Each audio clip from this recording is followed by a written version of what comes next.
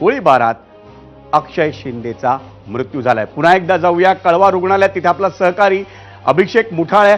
अभिषेक, मगातपासून बघतोय तुला अस्वस्थ आहेत, काय बातमी आहे नेमकी आत्ता या क्षणी?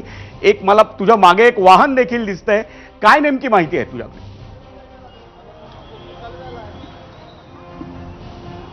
नक्कीच पाहायचं रुग्णालय आहे, त्यामुळे अनेक जे रुग्ण आहेत ते देखील आपल्याला इथं पाहायला मिळत आहेत।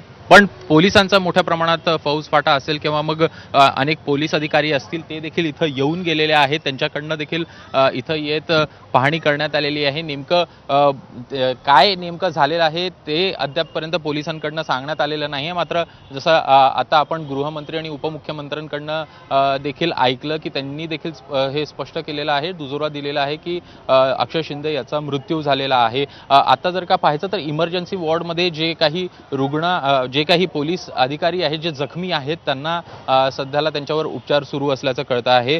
तर अक्षय शिंदे याच्या संदर्भात देखील अधिकृत अद्याप दुसरा जरी का आलेला नसला तरीही सूत्रांकडनं असं कळतं आहे की त्याचा मृत्यू झालेला आहे। एकूण ही सगळी जर का घटना पाहायची तर एकूण तळोजा जेलमधनं त्याला आणण्यात येत होतं, 5:30ची ही संपूर्ण वेळ होती। जेव्हा त्याला आणण्यात येत होतं हा संपूर्ण घटनाक्रम मुंब्रा बायपास या भागामध्ये झालेला आहे। 6:30च्या दरम्यान अक्षय शिंदेकडनं जे कॉन्स्टेबल आहेत त्यांच्याकडनं जे शस्त्र आहेत ते हिसकावून घेण्याचा प्रयत्न होताना पाहायला मिळाला आणि त्यामध्ये तो स्वतः जखमी झाला असं देखील सांगण्यात येत आहे। सोबतच काही अधिकारी जे दुसरे होते किंवा मग जे सहकारी होते पोलिसांचे त्यांच्याकडनं सेल्फ डिफेन्समध्ये ही गोळी झाडण्यात आली आहे आणि त्यानंतर यामध्ये त्याला रुग्णालयामध्ये आणण्यात आलेला आहे आणि इथं त्याचा मृत्यू झाला अशी सूत्रांची माहिती कळत आहे। या सगळ्या झटापटीमध्ये काही पोलीस अधिकारी देखील जखमी झाले आणि त्यांच्यावर देखील सध्याला इथं उपचार सुरू आहेत। अभिषेक, त्या प्रश्नासाठी मी तुझ्याकडे पुन्हा येतो, पण आत्ता या क्षणी